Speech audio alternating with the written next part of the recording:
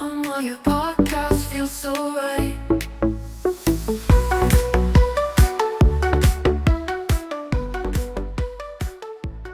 So, Winnie, you just got back from EDUtech Asia 2024 in Singapore. Yeah. It seems like AI in education is the hot topic, Yeah, it is. especially with that recent news about China planning to introduce AI education in schools by 2030. Right. What was the atmosphere like at the conference? Electric. Electric. Yeah, really? Like a palpable buzz. Uh-huh. Yeah, you could just feel the energy. Wow. Everybody from teachers to tech developers to policymakers, just buzzing about how AI could revolutionize learning. EDUtech Asia is Big conference. huge. It's a massive conference. All the big names in EdTech come together. It And was amazing. this year, the hot topic was AI? AI, artificial intelligence. So, Winnie, you were on the ground floor there. You were talking to experts. Yeah. What were some of the big takeaways? It was exciting. There was just so much energy around AI and its potential, Yeah. It really felt like we're on the cusp of a big shift in education. Okay, so not just like adding AI into what we already do, but like, Totally rethinking everything about how and why we learn. that sounds kind of scary. It is a little, but also really exciting. Yeah. One of the most interesting people I talked to was Professor Guo. Yike. He's the chief vice president at the Hong Kong University of Science and Technology. Wow, impressive. He had this fascinating argument that AI could actually help us move away from rote learning and those standardized tests and bring us back to what truly matters in education. Inquiry, critical thinking, open debate. I always hated those standardized tests. Me too. Yeah. And it seems like everyone's worried that AI will replace teachers. Yeah, good point. But Professor Guo actually thinks that AI could make teachers even more important. Oh, that's interesting. How so? He talked about this difference between AI-generated knowledge and, true knowledge. Okay. AI is great at collecting data, spitting out facts. Sure. But real knowledge, the kind that shapes you, that comes from humans, from bouncing ideas off each other, Yeah, I get that. arguing, debating, Uh-huh. that's where teachers come in. They guide that process. So the teacher becomes less of a information giver and more of a facilitator, Exactly. guiding students through all this AI stuff. Helping them learn how to tell what's real, what's not, how to think for themselves. Because there's so much information out there. Right. It's overwhelming. So those critical thinking skills are going to be more important than ever. I wonder what a classroom would even look like if it was designed around those principles. Right. Imagine no more rows of desks. Yeah. Kids working together, using AI tools, debating, having these lively discussions. I love that idea. And one thing that came up a lot was this need for transparency when it comes to AI in schools. Transparency. Yeah. How do we do that? Well, Dr. Alice Su, she's the assistant director of the Center for Deliberative Democracy at Stanford University. Okay. She was really passionate about this. Yeah. She says we need clear guidelines on how to use AI. For teachers and students. For everyone. Imagine a student's not sure if they're allowed to use AI for an assignment, or if their classmates are using it secretly and getting an advantage. Right. It creates distrust. Exactly. It undermines the whole learning process. You got to make sure everyone's on the same page, playing by the same rules. Right. So everyone can focus on learning, not on policing each other. And that brings us to personalized learning, which is a big topic when we talk about AI. It is. And people usually think of things like those adaptive learning platforms. Right. But Dr. CJ Meadows, she's amazing. She's a top 10 women in IT Asia from the SPJ School of Global Management. Wow. She had a whole different take on it. Really? She thinks personalized learning should start with a full assessment. Oof. Everything. Not just your academic strengths and weaknesses, but your psychological profile, your learning style, even your biometrics. Hold on. Biometrics. Heart rate variability, eye tracking, maybe even brainwave patterns. That's next level stuff. I know, right? And the idea is that AI can use all that data to build a truly personalized learning experience. Tailored to each student. Down to how they're feeling, their energy levels, how their brain works. Okay, but is that even realistic? I mean, in an actual classroom? I know it sounds futuristic, but there are schools experimenting with these ideas, like the UNWIRE school in Brazil. Oh, UNWIRE, I've heard of them. They have that really innovative project-based learning approach. Exactly. And they're using technology to personalize it all. Cool. So maybe Dr. Meadows' vision isn't so far off. Maybe not. This future where learning is truly tailored to the individual could really change how we think about skills, certifications, even careers. It's mind-blowing to think about. It is. It flips the whole education system on its head. Yeah. But there's still that fear. Will AI replace teachers altogether? Of course, and it's a valid fear. It is. But Mr. Ghazali Wahab, a senior English teacher at Canberra Secondary School in Singapore, Okay. he had a really interesting perspective. Yeah. He says good teachers will always be vital, but AI can empower them, make them even more effective. So AI is a tool for teachers, not a replacement. Exactly. He actually uses AI in his classroom for real-time feedback on student writing. Oh, wow. So instead of spending hours grading. Exactly. Yeah. He has more time for one-on-one feedback and guidance. That's awesome. He said it's made a huge difference. I bet it has. It frees up teachers to focus on the human element, the stuff AI can't do. The mentoring that connects. Yes. And speaking of big changes in education, South Korea is doing some really ambitious stuff with AI. Oh, wow. Like what? They're developing what they call the AI digital textbook. Sounds fancy. It's more than just a digital textbook, though. It's like a personal learning companion and a teacher's assistant all in one. Okay. I'm trying to picture this. So it interacts with you, adapts to how you learn, gives you feedback. Yeah. Wow.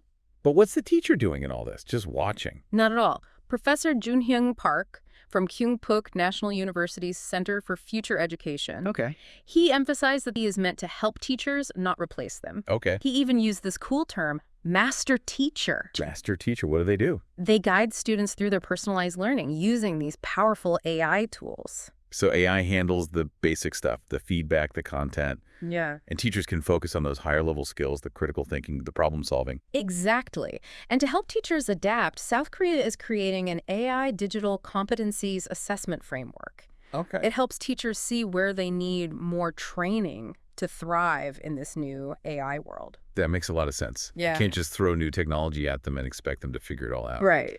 So this assessment, it's like a support system, not a punishment. Exactly. It's about helping teachers become these master teachers. Awesome. Professor Park said there's a lot of excitement about AI's potential. I bet. People are ready for this change. It's inspiring to hear about. You came back from EDUtech Asia feeling hopeful. Honestly, it was the feeling of everyone working together, the shared understanding that we're all in this together. That's great. Everyone from researchers and educators to developers and entrepreneurs, Yeah. they all knew that the future of education isn't about handing control over to AI. Right. It's about figuring out how to use these incredible tools while staying true to what really matters in education. The core value. Exactly. Yeah. Fostering critical thinking, nurturing creativity, preparing students to be adaptable, lifelong learners. It was really inspiring. That's great. So, But I know you like to think things through. You're a bit of a skeptic Yes. sometimes. Were there any conversations that raised concerns or made you question some of the things people were saying about AI in education? oh, definitely. There were moments where I was like, wait a minute. How do we make sure all students benefit from this? Yeah. How do we make sure AI doesn't just make existing inequalities worse? Right. And what about student privacy, all this data that AI systems collect? How do we protect that? Those are big questions. And how do we prepare teachers for all of this? Yeah, that's a huge one. These are things we need to be talking about as a society. Absolutely. It's not just about the tech itself. It's about how we use it, how we design it, and making sure it serves all learners. Exactly. And we need ethical leadership in this space, people who are thinking about these things carefully. One of the most thought-provoking conversations I had was with Dr. Sue from Stanford. She pointed out that AI algorithms can actually perpetuate biases, even if those biases aren't explicitly programmed in. Give me an example. How does that even happen? So imagine an AI system that recommends careers to students based on their skills and interests. Okay. But the data used to train this AI reflects historical biases, like the fact that fewer women have worked in STEM fields. Right.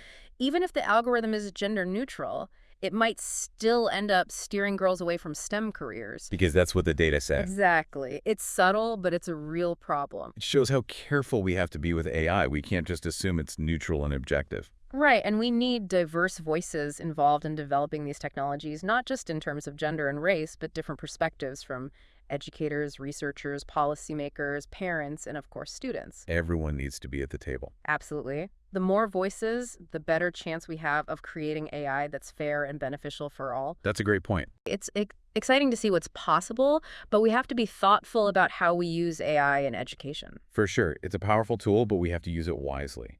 And that starts with having open and honest conversations about both the good and the bad. Yeah. This is a journey we're all on together, and we need to collaborate, Yeah. be innovative, and always question our assumptions. Well said, Winnie. It sounds like EDUtech Asia gave you a lot to think about. It did. So what's the biggest question we should all be asking ourselves as we think about the future of education in this age of AI? I think the biggest question is this. In a world that's changing so rapidly because of AI, what skills and qualities are going to matter most for success? Oh, that's a good one. It's not just about technical skills anymore. It's about those uniquely human abilities that AI can't replicate. Yeah. Yeah, it's a big question. Like, in this world where AI is changing everything so fast, what skills do we need to succeed? Yeah. What do you think are going to be the most important skills? Oh, we've been talking about critical thinking and creativity. Yeah. But adaptability is going to be huge, too. Things are changing so fast. Right. You have to be able to learn new things quickly and be ready to change course. And along with that, emotional intelligence is going to be more important than ever. Especially since we'll be interacting with AI more and more. Yeah. Being able to understand your own emotions and the emotions of others. Yeah.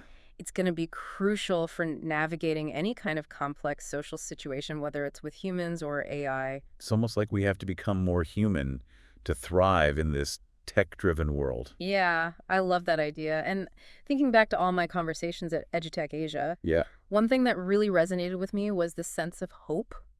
Hope? Yeah, hope that we can use AI to make education better for everyone. It's easy to get caught up in all the hype and fear around AI. Totally. But we have to remember that we get to decide how we use it We do. We have the power to shape how AI is used in education. and to make sure it's used for good. Exactly. And that's why these conversations are so important. We need to be talking about the challenges, Yeah. questioning our assumptions, working together to create a future where AI helps us, not hurts us. So we talked about this idea of the master teacher and how their role is changing with AI. Right. And Mr. Ghazali, the English teacher from Singapore, had this great story about how he used AI to help one of his students who was struggling with writing. Oh, yeah. Tell me more.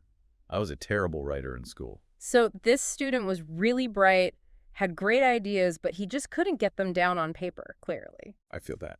So Mr. Ghazali had him use this AI-powered writing tool. What kind of tool? It could analyze his writing and give him feedback in real time. On his grammar. Yeah, stuff like Man. sentence structure, grammar clarity. So it wasn't writing the essays for him, but it was helping him see where he could improve. Exactly, like having a personal writing tutor. That's awesome. I wish I had that back in school. And the best part was it freed up Mr. Ghazali to actually have more meaningful conversations with the student you know about his ideas, about developing his own voice. It's a great example of AI augmenting the teacher's role, not replacing it. Exactly, and that's the goal, to use technology to support both teachers and students. So inspiring. It is exciting to see the possibilities, but again, we have to be careful. Yeah, we have to make sure AI is used ethically. And that starts with being open and honest about the potential downsides. Not just focusing on the hype. Right, it's a learning process for all of us. It is. We're all figuring this out together, and we need to be willing to learn from each other and adapt. It sounds like you learned a lot at EDUtech Asia. Oh, definitely. It was such a valuable experience. So if you had to pick one big question that everyone should be asking themselves about the future of education and AI, what would it be? It's about figuring out how to thrive as humans in this rapidly changing world alongside AI. I like that. How to thrive as humans. What makes us unique? What are our strengths? And how do we cultivate those strengths so that we can contribute to a world where AI is increasingly present? It's easy to think about all the things AI can do better than us. Right, like processing information or performing repetitive tasks. But what about those things that AI can't do? Those uniquely human skills and qualities? Like empathy and compassion. Creativity, critical thinking. Collaboration, communication. Those are the skills that will set us apart. And those are the skills that we need to be focusing on in education. I think you've hit on something really important here, Winnie. It's not just about teaching kids how to code or how to use AI tools. Right. It's about teaching them how to be human, how to be kind, how to think for themselves, how to work together to solve problems, Those are the skills that will prepare them for any future. no matter what technological advancements come along. Exactly. Technology will continue to evolve, but those fundamental human skills will always be valuable. Well, Winnie, this has been an incredible deep dive into the world of EDUtech Asia. You've given us a lot to think about, and I'm feeling really inspired by all the innovative ideas and the passion that you encountered. It was such a great experience. I'm so glad I could share it with you and our listeners. And I'm sure our listeners are feeling inspired too. So for everyone out there who's interested in learning more about the future of education and the role that AI can play, Be sure to check out UNWIRE for more in-depth coverage and analysis of all things EdTech. we'll be doing more deep dives into these important topics, so stay tuned. Fresh and Thanks for bright. listening, everyone. And thanks to Winnie for sharing her insights with us today. today.